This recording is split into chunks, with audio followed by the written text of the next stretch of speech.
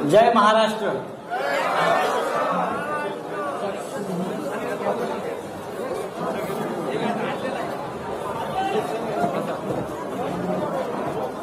मला असं वाटतं ही आंतरराष्ट्रीय पत्रकार परिषद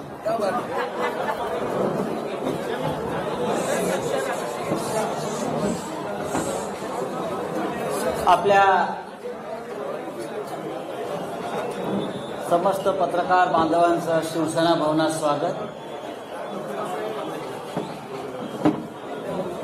हिंदू हृदय सम्राट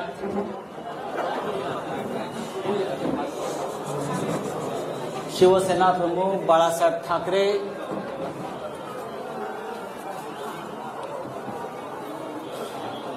यांना वंदन करतो, अभिवादन करतो, त्यांचं स्मरण करतो। कारण या वास्तूला एक महत्व आहे।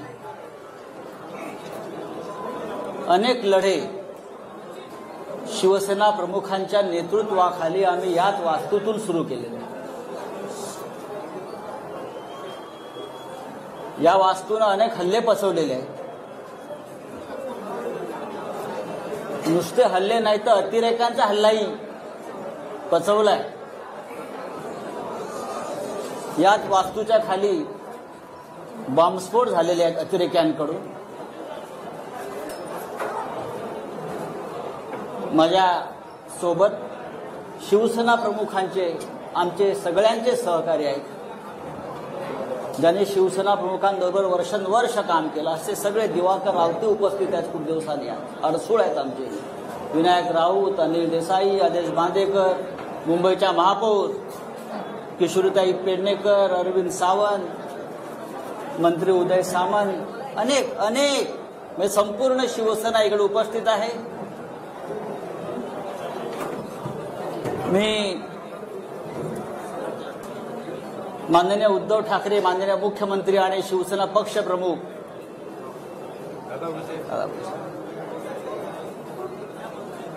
यांना सुद्धा इथूनच नमस्कार करतो। कारण ते वर्षा बंगल्यावरून आपली पत्रकार परिषद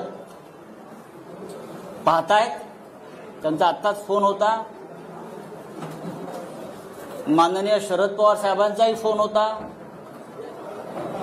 महाविकास आघाडीतल्या प्रत्येक प्रमुख नेत्यांचा मला आत्ता एक 5-10 मिनिटांपूर्वी फोन होते। सकाळपासून त्यांचे फोन सुरू आहेत आणि सगळ्यांनी आजच्या पत्रकार परिषदेला आपल्याला आशीर्वाद दिलेला आहे। आणि मला एवढंच सांगितलं, आप आगे बढ़ो, पुढे वा, ही लढाईची सुरुवात तुम्ही करा। महाराष्ट्रावर, मराठी माणसावर सुरू आहे त्या आक्रमणाविरुद्ध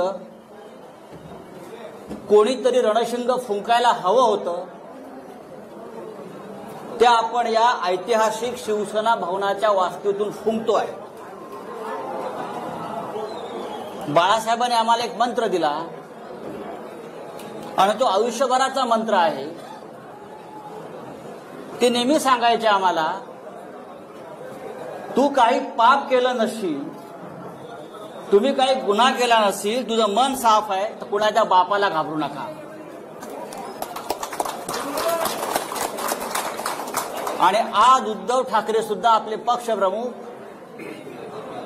याच पद्धतीनं ही शिवसेना पुढे घेऊन जात आहे।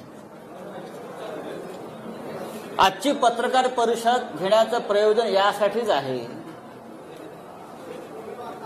की आम्हाला संदेश द्यायचा आहे की महाराष्ट्र गांडूची अवलाद नाही।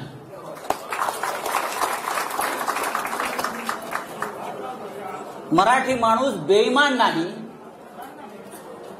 आणि तुम्ही कितीही नामर्दांगी करून आमच्या पाठीमागे वार केले तरी शिवसेना घाबरणार नाही। यासाठी हे पत्रकार परिषदेचं आयोजन आहे।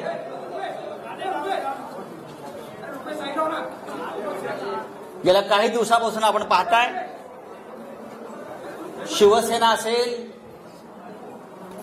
सरकार त्यांना पाडायचं आहे, घालवायचं आहे। आणि त्यासाठी केंद्रीय तपास यंत्रणांचा गैरवापर सुरू आहे. खोटे आरोप, बदनाम्या, केंद्रीय तपास यंत्रणांचा दबाव. एकतर तुम्ही सरेंडर व्हा, गुडघे टेका, नाहीतर सरकार आम्ही घालवू, अशा प्रकारच्या धमक्या सतत दिल्या जात आहेत. पहा ना, भारतीय जनता पक्षाचे जे प्रमुख लोक आहेत रोज तारखा का देत आहेत? या महाराष्ट्रामध्ये 170चं बहुमत असताना 170चं बहुमत असताना भारतीय जनता पक्षाचे लोक 2 दिवसांनी एक तारीख देतात. आता 10 मार्च नंतर, आता अमुक, हे तुम्ही कोणाच्या भरोशावर ह्या तारखा देताय? व्यंकय्या नायडू यांना आम्ही एक पत्र लिहिलंय, त्या पत्रापासून सुरुवात झालेली आहे.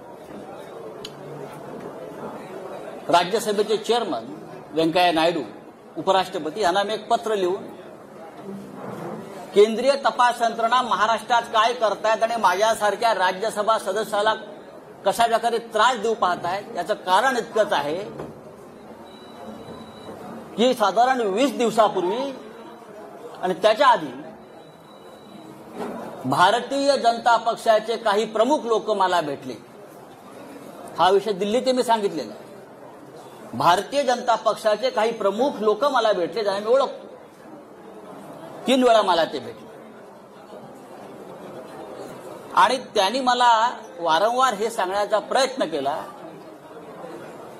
की तुम्ही या सरकारच्या प्रवाहातून बाहेर पडा.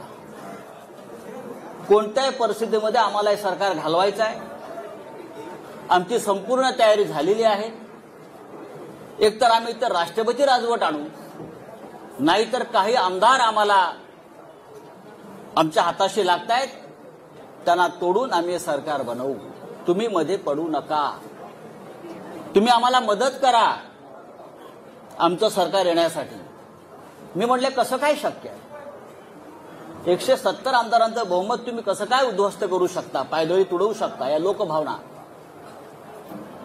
ह्याच्यावर त्यांनी मला सांगितलं, जर तुम्ही काही लोकांनी आम्हाला मदत केली नाही तर तुम्हाला केंद्रीय तपास यंत्रणा तुम्हाला टाईट करतील. हा शब्द आहे, टाईट करतील आणि फिक्स करतील.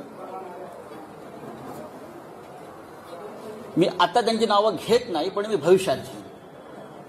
आणि त्या संदर्भात दिल्लीतून सगळी सिद्धता झालेली आहे, तुमच्या लोकांना टाईट करण्याचं, फिक्स करण्याचं. आणि तुम्हाला नंतर पश्चाताप होईल की तुम्ही आम्हाला का मदत केली नाही. मी म्हटलं, काही हरकत नाही, तुम्ही काही करू शकता, पण महाराष्ट्राच्या सरकारला किंवा ठाकरे सरकारला नख लागेल असं कोणतेही कृत्य आमच्या सरकारकडून होणार नाही. त्यांनी मला असंही सांगितलं, तुम्ही पाहिलं असेल की सध्या पवार कुटुंबांवर धाडी पडतायत. सध्या त्याच काळात सध्या पवार कुटुंबावर धाडी पडतायत आणि ते सुद्धा प्रकरण सोपं नाही. आम्ही त्यांना सुद्धा टाईट करतो. शरद पवार, आणि मी नंतर माहिती घेतली तर त्याच दरम्यान 1 दिवसाच्या आड दुसऱ्या दिवसापासून पवार साहेबांच्या म्हणजे पवार कुटुंबियांच्या घरावर सातत्यानं धाडी पडू लागल्या. ईडीचे लोक हे त्यांच्या घरात, त्यांच्या मुलींच्या घरात, बहिणींच्या घरामध्ये 8-8 दिवस जाऊन ठाण बांधून बसले, बाहेर पडायला तयार नव्हते. आणि तिथे सुद्धा ह्याच प्रकारच्या धमक्या त्यांना दिल्या जात होत्या. मी जेव्हा त्यांना नाही सांगितलं की तुम्ही या भानगडीत पडू नका, आम्ही प्रतिकार करू, आम्ही प्रतिकार करू, सरकार पाडण्याचा प्रयत्न झाला तर महाराष्ट्रामध्ये ठिणगी पडेल, तेव्हा त्यांनी मला असं सांगतात ते की काही होणार नाही, आम्ही केंद्रीय पोलीस बल आणून सगळ्यांना थंड करू. ईडी तर आहेच, केंद्रीय तपास यंत्रणा आहेच. आणि तिसऱ्या दिवशी ताबडतोब माझ्यावर आणि माझ्या आसपासच्या लोकांवर ईडीच्या धाडी पडायला सुरुवात झाली. तिसऱ्या दिवशी अत्यंत वाईट पद्धतीने पहाटे 4 वाजता, पहाटे 3 वाजता आणि त्याच्या आधी धाड पडण्याआधी तो मुलुंडचा जो दलाल आहे तो पत्रकार परिषद घेतो आणि सांगतो की आता संजय राऊतांना अटक होणार आहे, आता ईडीचे लोक त्यांच्या घरी पोहोचणार आहेत, या माणसाच्या घरी पोहोचणार आहेत. हा काय प्रकार? तुमचं सरकार महाराष्ट्रात आलं नाही याचा तुम्ही सूड अशा प्रकारे केंद्रीय तपास यंत्रणांचा, सीबीआयचा, ईडीचा गैरवापर करून आम्हाला त्रास देता आणि तुम्हाला असं वाटतं की आम्ही झुकू?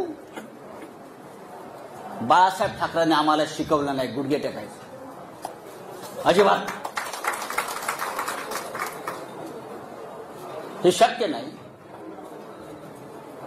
तुम्ही काही करा, हे सरकार पडणार नाही. मी वारंवार त्यांना सांगत राहिलो आणि जेव्हा जेव्हा मी त्यांना सांगत आलो त्या दिवशी माझ्या नातेवाईकांच्या, माझ्या मित्रांच्या घरावर रेड पडत गेल्या.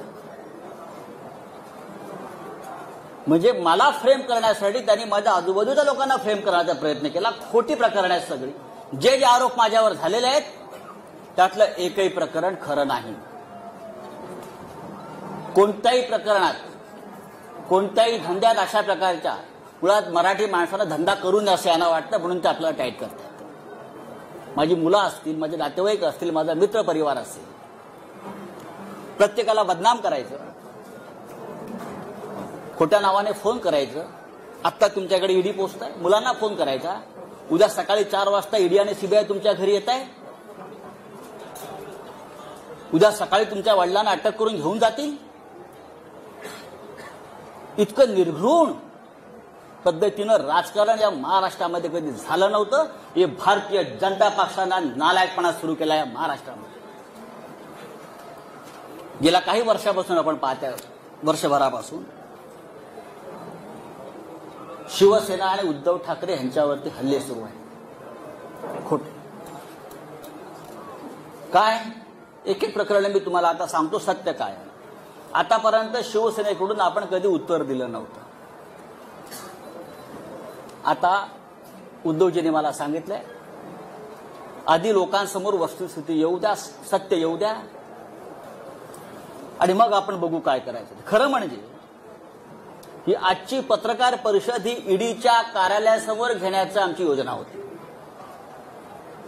पण नंतर आमची चर्चा झाली की सुरुवात इथून करू आणि अंत तिकडे करू.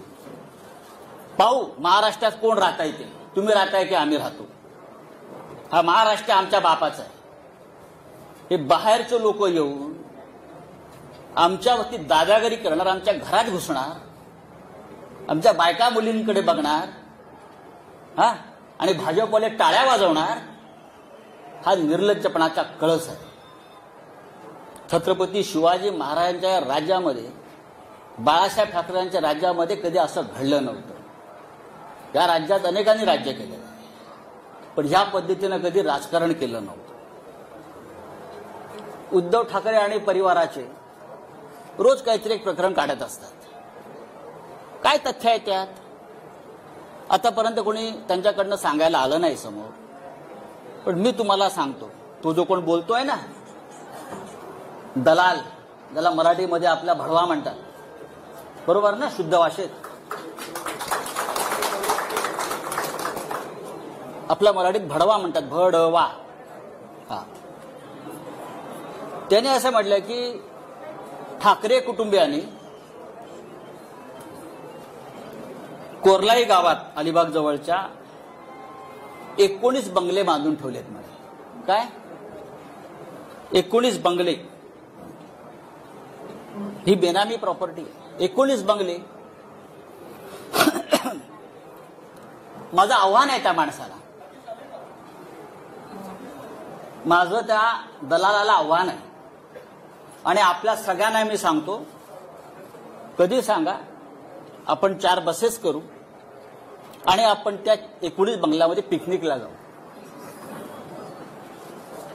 आपण त्या बंगल्यात एक पिकनिक काढू सगळ्या पत्रकारांची. जर तुम्हाला ते बंगले तिकडे दिसले तर मी राजकारण सोडीन आणि जर दिसले नाही तर त्या दलालाला जोड्याने मारेन. अख्खी शिवसेना जोड्याने मारेन. म्हणजे दिशाभूल करायची, खोटेपणाचा कळस करायचा भंपकपणा करायचा. कुठे आहेत बंगले? 19 बंगले, 19 बंगले रोज टीव्हीला चालू. 19 बंगले, 19 बंगले. चला दाखवूया, जाऊ आपण तिथे पार्टी करू, बंगल्यात बसून देतो चाव्या तुम्हाला. मी उद्योजकाला विचारलं, आम्हाला दाखवा बंगले तुमचे. पण लोकांच्या मनामध्ये भ्रम निर्माण करायचा, खोटेपणा, भंपकपणा, मराठी माणसाचा द्वेष, महाराष्ट्राविषयी असूया. हाच किरीट सोमय्या ज्याने काही वर्षापूर्वी हायकोर्टामध्ये एक पिटिशन केलं होतं, आठवत असेल तुम्हाला. शिशिर शिंदे असतील, त्यांना माहिती आहे.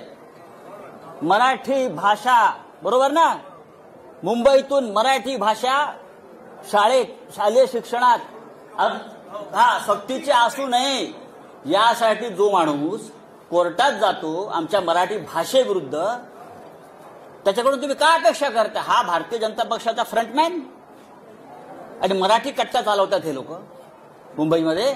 महानगरपालिका मराठी कट्टा. मराठी भाषेच्या विरुद्ध जो माणूस कोर्टात गेला महाराष्ट्रामध्ये, हाच तो भडवा दलाल आमच्या मराठी भाषेविरुद्ध. आणि काय तुम्ही सांगताय मराठीला अभिजात भाषा दर्जा आम्ही देतोय म्हणून? आधी याचं थोबाड बंद करा, आता आम्ही करू. दुसरा एक तो हल्ली म्हणतोय की आमचे श्रीधर पाटणकर आहेत आमच्या परिवारातले, त्यांनी म्हणे देवस्थानाच्या जमिनी विकत घेतल्या कर्जतला. मी स्वतः माहिती घेतली. मी काय पाटणकरांशी बोललो नाही, पण मी स्वतः माहिती घेतली त्या संदर्भात काय आहे. माझं त्याला आव्हान आहे हा आरोप करणारा. पाटणकरांनी देवस्थानाची जमीन कुठे आणि कशी विकत घेतली तुम्ही दाखवा. जी काय जमीन तुम्ही दाखवताय ही जमीन त्यांनी, म्हणजे हे बापरे, आणि याच्याकडून त्याच्याकडे, त्याच्याकडून ह्याच्याकडे, त्याच्याकडून ह्याच्याकडे, त्याच्याकडून ह्याच्याकडे, असे मध्ये 12 लोक आहेत. आणि 12व्या माणसाकडून पाटणकरांनी खरेदी केली. त्यांचा आणि देवस्थानाचा काही संबंध नाहीये. 2014 साली ही जमीन त्यांनी सलीम बिलाखियाकडून घेतलेली आहे. बिलाखियानी अविनाश कडूकडून घेतलेली आहे. अविनाश कडूंनी अर्जुन गुरवकडून घेतलेली आहे. अर्जुन गुरवनी विठ्ठल गुरवकडून घेतलेली आहे. अशी एक मोठी अशी काय त्याच्यामध्ये नाव आहे. देवस्थानाकडून जमिनी आम्ही खरेदी केल्या. काय, कशा करता? संजय राऊत आमचे आनंदराव अडसूळ ते वारंवार सांगतायत की मी निर्दोष आहे, माझ्यावरती खोटे आरोप आणि हे फ्रेम केलेले आहेत. तरी त्यांच्या विरोधामध्ये बोलत राहायचं, त्यांची बदनामी करत राहायचं. आनंद अडसूळ आमचे, भावना गवळी, रवींद्र वायकर, अनिल परब आणि सगळं झालं होतं मग माझ्याकडे. कारण मी म्हटलं सरकार पडू देणार नाही, प्राण जाय पर वचन न जाय. तेव्हा माझ्या मागे लागले. त्यांनी केलेला प्रत्येक आरोप हा खोटा आहे. माझ्या आयुष्यामध्ये मी कधी चुकीचं काम केलं नाही. आज सकाळीच मला कळलं की माझ्या बँकेत ईडीचे लोक गेले आहेत. माझ्या बँकेत सारस्वत बँक, स्टेट बँक, मला तो फोन आला की ईडीचे लोक आले. काय म्हणून? तुमचे 20 वर्षाचे म्हणे बँकेचे स्टेटमेंट्स घेऊन गेले. 20 वर्षाचे. बोलो ठीक आहे, घेऊन जाऊ द्या. बरं, ईडीचा तपास कसा आहे बघा, फार गमतीचा तपास आहे. माझं गाव अलिबाग. आता माझी जमीन लहानसण जी असेल ती अलिबागलाच असेल ना, ती मॉरिशसला नसेल किंवा भारतीय जनता पक्षाच्या नेत्यांप्रमाणे कुठे लंडन अमेरिकेत माझ्या प्रॉपर्ट्या नसतील. 50 गुंठे जमिनीचा तपास ईडी करत आहे. किती? 50 गुंठे जमिनीसाठी ईडीच्या लोकांनी गेल्या 15 दिवसापासून त्या गावातल्या, किहीम गावातल्या आणि इकडल्या मुंबईतल्या त्यांच्या नातेवाईकांना, म्हणजे कोणाची 2 गुंठे जमीन, कोणाची 1.5 गुंठे जमीन, अशा आम्ही पूर्वी घेतलेल्या जमिनी मिळून 50-55 गुंठे, टोटल 30-40 लाखाच्या पुढे व्यवहार नसेल. पहाटे 4 वाजता घरात घुसायचं, त्या गरीब लोकांना उचलायचं आणि ईडीच्या कार्यालयामध्ये आणून बसवायचं आणि धमक्या द्यायच्या, तुला जेलमध्ये टाकील, तू संजय राऊतांच्या विरुद्ध लिहून दे, की तुला त्याने किती कॅश दिली. गरीब लोक आहेत, घाबरतात. त्यातले काही लोकांचे आई वडिलांकडून घेतलेले आहेत, ते मरून गेलेले आहेत बरं का. 12-12, 14-14 तास बेकायदेशीरपणे त्यांना डांबून ठेवण्यात आलं. कोणत्या कायद्यानं, कोणता तपास आपण करताय? 55 गुंठे जमिनीचा तपास ईडी करताय. किती मोठं काम आहे ईडी समोर. धमक्या देतायत, दादागिरी करतायत. जेल में डालेंगे, इधर नहीं तिहार के जेल में डालेंगे, तिहार के. सगळ्यांचं नोटिंग झालेलं आहे. हे कोण आहेत ते बघू 2024 नंतर काय करायचं ते. ही कोणती पद्धत आहे?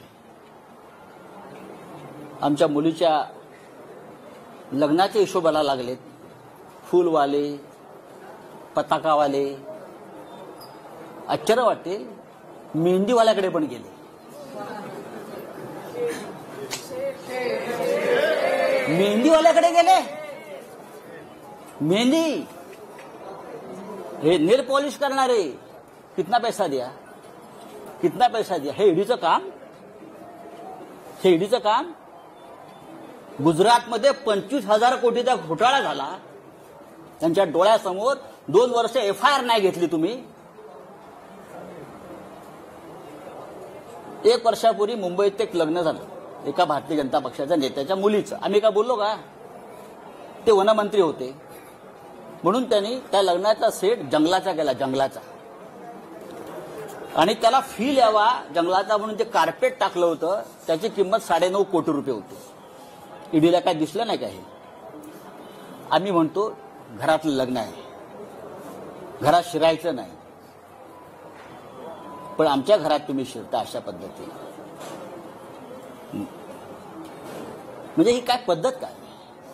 मुलांच्या घरात तुम्ही शिरताय, मुलांच्या दुकानात शिरताय, मुलांच्या कामाच्या ठिकाणी शिरताय, दादागिरी करताय, देख लेंगे बोलताय. अरे बघा ना, मी सांगतो बघा. मी पहिला माणूस आहे सांगणारा की बघा म्हणून. बघूनच घ्या. जेलमध्ये टाकणारा टाका, मी जायला तयार आहे. पण माझ्याबरोबर तुम्ही सुद्धा असाल सगळे. आता मी काही गोष्टी तुम्हाला सांगतो, हळूहळू त्या सांगायला हव्यात.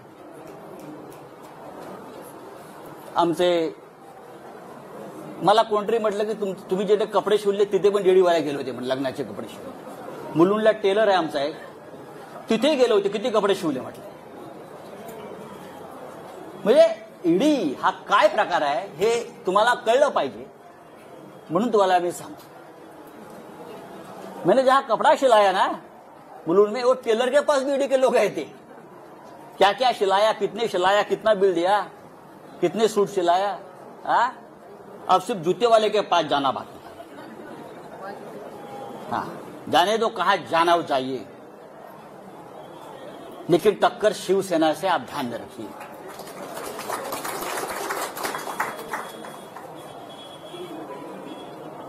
एक दूध वाला है हरियाणा में,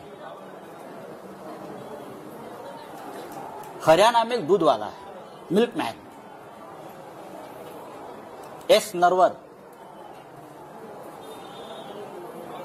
मैं पूछना चाहता हूं ईडी से, क्या आप ये नरवर को पहचानते हो? सिर्फ 5 साल में एक दूध वाला 7,000 करोड़ का मालिक कैसे बन गया? किसका पैसा है?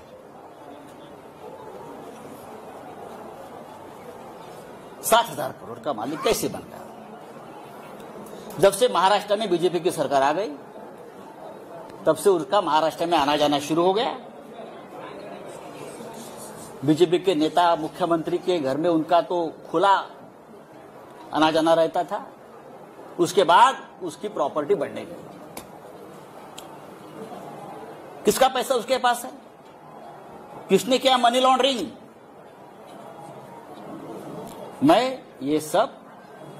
ये मनी लॉन्ड्रिंग की जो केसेस है नरवर की और सब की, आप बीजेपी के नेताओं की यहां की जल्दी में दे रहा हूं, जल्दी दे रहा हूं. 7,000 करोड़ में से 3,500 करोड़ ये महाराष्ट्र से गए हैं। 3,500 करोड़ की प्रॉपर्टी महाराष्ट्र में जो उनको प्रोजेक्ट मिले, महाराष्ट्र से जो करप्शन हुआ है पहले वाली सरकार में, वहां से गई है।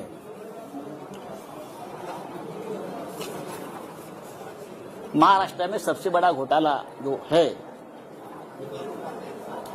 फडणवीस सरकार के काल में बहुत हो गए, लेकिन सबसे बड़ा घोटाला हुआ है महा आईटी में। 25,000 करोड़ का घोटाला है। 25,000। कौन है अमोल काळे? कहां छुपाया उसको बताइए। Who is Amol Kale? Who is Vijay Dhawangale? सबके अकाउंट्स, सबके लिंक्स, सबके मनी ट्रांजैक्शंस, सबके किसके साथ जुड़े हैं, बिना टेंडर किसको कॉन्ट्रैक्ट मिले हैं, पैसा कहां कहां गया है। 2 दिन में जाएगा ईओडब्ल्यू के पास, फिर जाएगा ईडी के पास।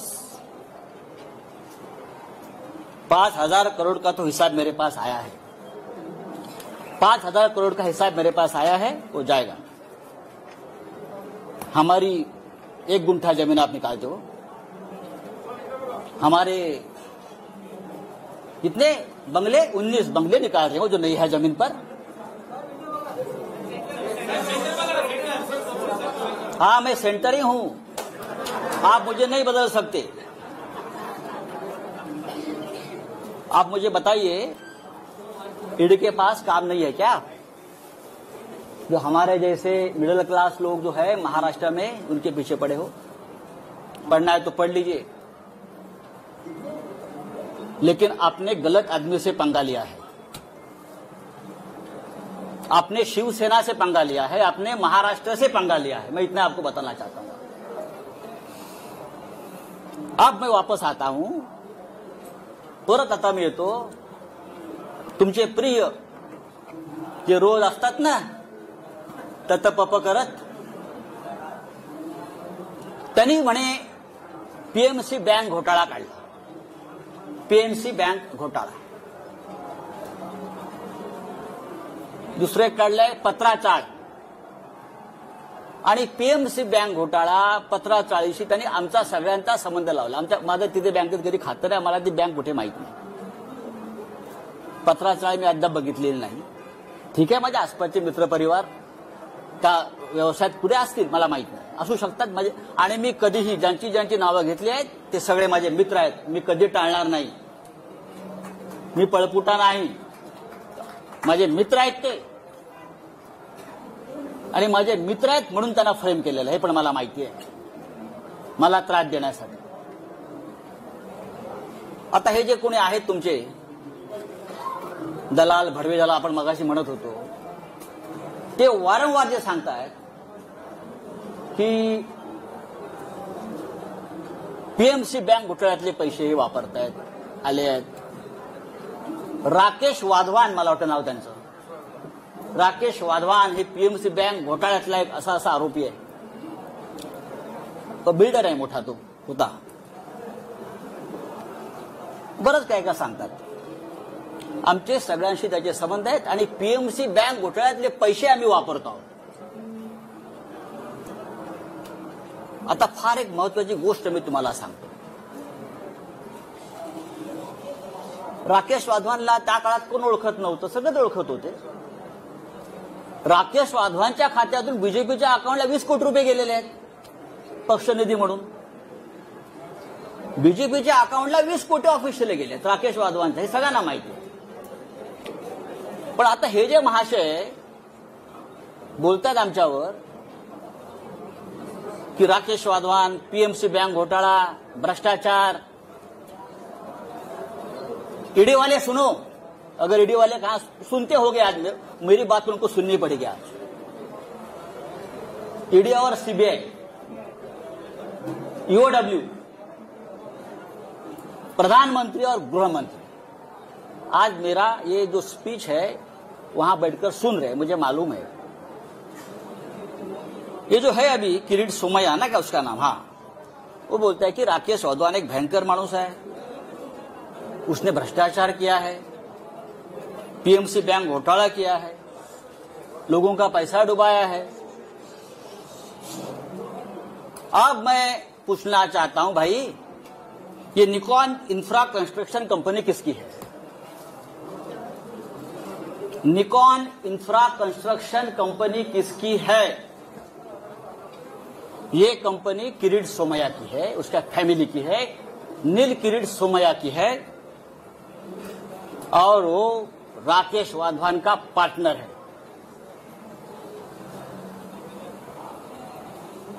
निकॉन इन्फ्रासाठी पीएमसी बँक घोटाळ्यातल्या पैशाची गुंतवणूक करून हजारो कोटी रुपयाचा प्रकल्प त्याने मौजे गोखिवरे तालुका वसईत उभारलेला आहे। हे मी पुराव्यासह सांगतोय। पीएमसी बँक घोटाळ्याचा मास्टर माइंड एचडीआयएलचा राकेश वाधवानशी यांचा थेट आर्थिक संबंध आहे। पीएमसी बँक घोटाळ्यातल्या प्रकरणात ब्लॅकमेल केलं यांनी आणि वाधवानकडून कोट्यावधी रुपयाची जमीन यांनी आपला एक फ्रंटमॅन आहे लाडानी म्हणून त्याच्या नावावर घेतली आणि प्लस कॅश पण घेतली आहे। ही कॅश 80 ते 100 कोटीच्या घरात पीएमसी बँक घोटाळ्यात ब्लॅकमेल करून आणि जमीन घेतली आपल्या फ्रंटमॅन लाडानी, त्याचं नाव सांगतो मी तुम्हाला पूर्ण। लाडानीच्या नावावर त्यांनी ती घेतलेली आहे जमीन पूर्ण गोखिवरे वसई, आणि गोखिवरे वसई येथे ही 400 कोटी रुपयाची जमीन फक्त 4.5 कोटी रुपयाला घेतली। अशा 2 जमिनी त्याने घेतलेल्या आहेत। एक जमीन 7 कोटीला घेतली आणि त्या जमिनीवर जी कंपनी आहे या कंपनीचा डायरेक्टर नील किरीट सोमैया निकॉन फेज 1 आणि निकॉन फेज 2 हे हजारो कोटीचे प्रकल्प उभारले जातात। हा सगळा पीएमसी बँकेतला पैसा। एन्व्हायरमेंट क्लिअरन्स नाही, एन्व्हायरमेंट क्लिअरन्स नाही, अनेक नियमांचं पायमल्ली केलेली आहे। राष्ट्रीय हरित लवादानं जर आता ऍक्शन घेतली तर त्याला 200 कोटी रुपयाचा दंड होईल। माझं आदित्य ठाकरे पर्यावरण मंत्री यांना आवाहन आहे, ताबडतोब यात लक्ष घाला आणि या प्रोजेक्टच्या संपूर्ण परवाने रद्द करा आधी, आणि ईओडब्ल्यूनं पीएमसी बँक घोटाळ्यामध्ये किरीट आणि नील सोमैयाला ताबडतोब अटक करा। पीएमसी बँक घोटाळ्याच्या आधी किरीट सोमैयाच्या अनेक जवळच्या लोकांनी बँकेतून पैसे काढून घेतले। मी तुम्हाला नंतर ती यादी देणार आहे, म्हणजे याला घोटाळा होतोय माहिती आहे। मुळात पीएमसी बँक घोटाळ्यातल्या या माणसानं किरीट सोमैयाच्या माणसाला जमीन का विकली? 2015 साली तेव्हा घोटाळा सुरू होता ना। हा भ्रष्टाचाराविरुद्ध लढणारा माणूस स्वतः हा आम्हाला अक्कल शिकवतोय, आम्हाला ज्ञान देतोय, हे एक लक्षात घ्या। हे सगळं एका बाजूला भ्रष्टाचारावरती भजन करायचं, दुसऱ्या बाजूला महाराष्ट्र लुटायचा, मुंबई लुटायची, आमच्यावरती आरोप करायचे मुंबई महानगरपालिकेपासून सर्वत्र, आणि आपले भ्रष्टाचार लपवायचे। हा किरीट सोमैया हा भारतीय जनता पक्षाचा सध्या मुंबईतला चेहरा आहे, लक्षात घ्या। हे जे आहे हा देवेंद्र रजनीकांत लधानी त्याचं नाव आहे। He the front man of Kirit Somaiya, आणि त्याने राकेश वाधवानशी व्यवहार केलेला आहे मोठ्या प्रमाणात, कोट्यावधी रुपयाचा। ते सगळे पैसे पीएमसी बँक घोटाळ्यातले आहेत, ते सगळे पैसे ते व्यवहार हे त्या बँकेसंदर्भातलेच आहेत, आणि पत्राचाळीतल्या संदर्भातले पैसे सुद्धा याच्यामध्ये गेलेले आहेत। याची संपूर्ण चौकशी महाराष्ट्राच्या मुख्यमंत्र्यांनी करावी, यांचं माझं बोलणं झालेलं आहे। हे फक्त मी 5% सांगितलंय, कारण बाकी सगळे पेपर्स आज जातील। दुसरी गंमत तुम्हाला सांगतो, पीएमसी बँक घोटाळ्याचा तपास ईडी करत आहे। हे सगळे कागद ईडीकडे मी 3 वेळा पाठवलेले आहेत।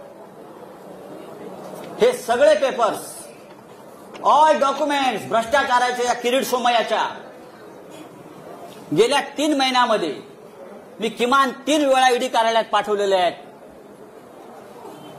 तुम्ही 1 गुंठे 2 गुंठेवाल्यांना बोलवता आणि मी बघितलंय हा किरीट सोमय्या आतमध्ये बसून ईडीच्या कार्यालयामध्ये दही आणि खिचडी खात असतो रोज. हा, त्याच्या बापाचं राज्य आहे का इथे? तुम्ही आमच्या मराठी लोकांना बोलवणार, तुम्ही आमच्या मंत्र्यांना बोलवणार, तुम्ही आमच्या आमदार खासदारांना बोलवणार. और ये जो लोग हैं, ईडी का करप्शन इस हद तक है कि ये सब लोग ईडी के वसूली एजेंट बन गए. और मैं ये बहुत दावे के साथ कहता हूं. अब और एक मैं आपको बहुत इंटरेस्टिंग और मजे की बात बताने का. ईडी वाले सुनो और हिम्मत है तो मेरे घर पर आइए. मैंने पहले भी इस मंच से कहा था मैं नंगा आदमी हूं, मैं शिव सैनिक हूं. आप कितना भी मेरे बारे में गलत कर लीजिए, कितनी भी फ्रेम कर लीजिए, आई विल फाइट. मैं ईडी वाले से पूछता हूं ये जितेंद्र चंद्रलाल नवलानी कौन है? नाम लिख लीजिए, जितेंद्र चंद्रलाल नवलानी. ये नाम सुनकर मुंबई और दिल्ली के ईडी ऑफिस का सांस बंद हो गया होगा. उनको पसीने छूटे हैं.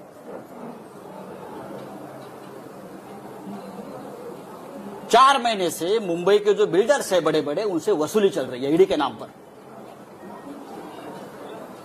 मुंबई के 70 बिल्डर, प्रतिष्ठित बिल्डर, उनसे ईडी के नाम पर जो वसूली हो रही है उसको ईडी को भी पता है, कुछ अधिकारियों को पता है. ये कौन है, ये किसके लोग हैं, सब डेटा मेरे पास है. और मैं सबसे पहले प्रधानमंत्री मोदी जी को इस बारे में, जैसे वेंकैया जी को लिखा है, मैं मोदी जी को लिखूंगा, मैं अमित शाह जी को लिखूंगा. बाद में जानकारी यही जगह से आपको दूंगा. जितेंद्र नवलानी, फरीद शमा, रोमी और फिरोज शमा, ये 4 किसके एजेंट हैं? मुंबई के 60 बिल्डरों से लोगों ने लगभग 300 करोड़ रुपए जमा किए हैं. कहां हो गया उसका मनी लॉन्ड्रिंग, मैं आपको बता दूंगा जल्दी. उसमें कितने ईडी के अफसर शामिल हैं, कहां बैठते हैं, कहां खाते हैं, कहां पीते हैं और क्या अय्याशी करते हैं, ये मैं देश को बताऊंगा. चाहे आप मुझे गोली मारो, आप मुझे जेल में डालो, आप कुछ भी करें, मैं आपसे डरने वाला नहीं हूं. आप करिए, आपको जो करना है करिए. अभी जो बात मैंने आपसे कही है, कि आप बात समझ लीजिए, महाराष्ट्र को बदनाम करना की एक बहुत बड़ा साजिश है. महाराष्ट्र, बंगाल और झारखंड, ये 3 राज्यों की सरकार गिराने की साजिश चल रही है और ईडी और सीबीआई का हथियार बना रहे हैं. हमारे जैसे लोग जो पार्टी के लिए अपनी जान देने को तैयार है, हमारे जैसे लोग, हम सबको तकलीफ देंगे, धमकाएंगे, डराएंगे. लेकिन भाई आपने हमारा डीएनए अभी तक देखा नहीं है क्या है. ऐसी कोई जेल बनी नहीं है कि मुझे 2 साल तक जेल में रखे. हमने बहुत देखा है जिंदगी. आइए, अरे बच्चों को धमकाते हैं लोग, ईडी वाले छोटे छोटे बच्चों को धमकाते हैं. 80 साल के एक बुढ़े को पकड़ कर लेके गए अलीबाग से, 80 ईयर्स ओल्ड हार्ट पेशेंट. वो रो रहा था कि मुझे अब याद नहीं है भाई, इतने साल का एक ट्रांजैक्शन है, मुझे कैसे याद होगा, 2-4 लाख का ट्रांजैक्शन है. तू यहां ही मरेगा, तू घर में नहीं जाएगा. इस प्रकार से ईडी के अधिकारी ने उसको धमकाया. अमित शाह, मोदी जी से मेरा ये निवेदन है, क्या यही आपकी डेमोक्रेसी है? आप इमरजेंसी के बारे में बड़े बड़े भाषण देते हो, आक्रोश करते हो, और ये आपकी एजेंसी। अरे हमसे लड़ो ना। जिस दिन मेरे रिलेटिव्स के ऊपर, मेरे दोस्तों के ऊपर रेड्स हो रही थी और इनोसेंट लोगों को पकड़कर लेके जा रहे थे, उस रात को मैंने अमित शाह जी को फोन किया था। उस रात को मैंने अमित शाह जी को फोन किया था। मैंने कहा कि अमित शाह जी, मैं आपका बहुत रिस्पेक्ट करता हूं, आप बड़े नेता है, आप देश के गृह मंत्री है, लेकिन ये जो चल रहा है ये ठीक नहीं है। अगर आपकी मुझसे दुश्मनी है तो आप मुझे अरेस्ट करिए, मैं तैयार हूं। आप मुझे टॉर्चर कीजिए, लेकिन आप मेरे नजदीकी, मेरे दोस्त, मेरे रिलेटिव्स, मेरे बच्चे, आप उनको क्यों टॉर्चर कर रहे हो आपकी एजेंसी? मैंने कहा उनको। और भी मैंने लोगों से बात की। ये शिवसेना भवन है, बाला साहब ठाकरे जी से हमने हमेशा प्रेरणा ली है। ये महाराष्ट्र है, ये छत्रपति शिवाजी का महाराष्ट्र है। मैं इतना ही कहूंगा, आप करिए कुछ भी, हम झुकेंगे नहीं, हम डरेंगे नहीं, हम झुकेंगे नहीं, लेकिन आपको झुकाएंगे हम।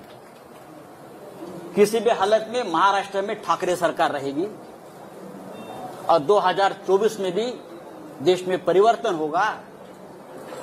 तभी डराने वाले, धमकाने वाले कहां होंगे, इतना मैं कहूंगा। जो मुझे बात कहनी थी मैंने कह दी है। मुझे लगता है नो क्वेश्चन आंसर्स, ये काफी है। और ये बात अब तक, ये कहानी पूरी नहीं हुई है, ये ट्रेलर है। आने वाले समय में कुछ वीडियो, कुछ क्लिप्स और डॉक्यूमेंट्स लेकर मैं सामने आ जाऊंगा। मैं देखता हूं कौन क्या करता है। आप दिल्ली में, कुछ लोग गए, दिल्ली में जाओ, नहीं तो जो बाइडेन के पास जाओ, मुझे कोई फर्क नहीं पड़ता है। मैं शिवसैनिक हूं, मेरी जिंदगी संघर्ष में गई है, लड़ाई में गई है। बाला साहब ठाकरे जी का मुझे हमेशा आशीर्वाद मिला है हम सबको। हम हारने वाले नहीं है। जय हिंद, जय महाराष्ट्र।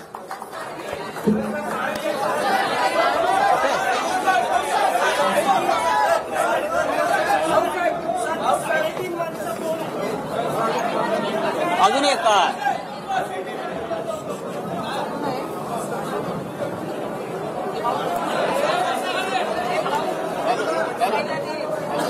और हाँ, हेलो हेलो, मैंने आवाज नहीं।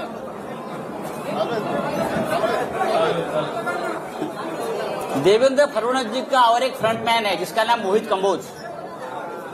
मोहित कंबोज, फडणवीस साहब का आजकल वो बहुत ब्लू आइड बॉय है, ऐसे मुझे कहा, मैं तो पहचानता नहीं। वो फडणवीस साहब को डुबाने वाला है। ये जो मैं देख रहा हूं मैं, थोड़ा सा बाकी है।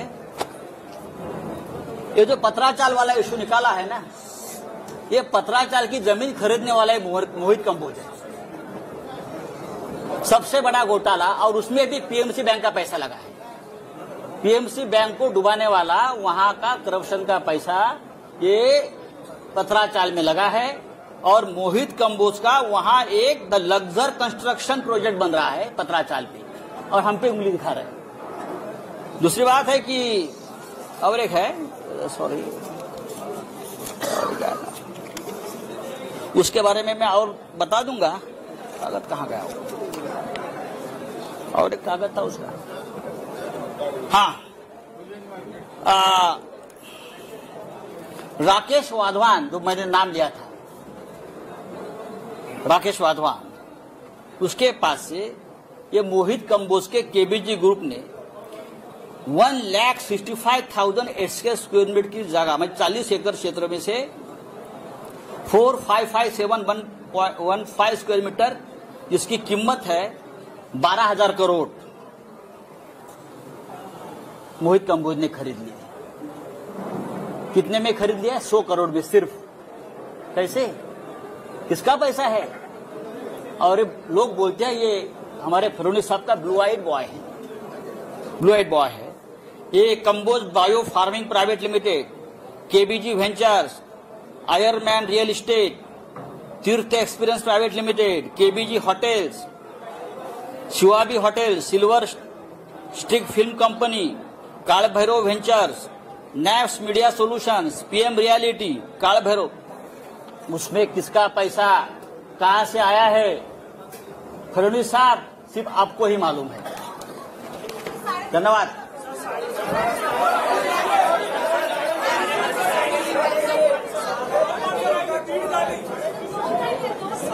उद्यापासून तुम्हाला कळेल, जैसे जैसे कोई आधा है, कोई पाव है, कोई चाराने वाला है, जैसे जैसे अंदर जाएंगे वैसे वैसे आपको पता चलेगा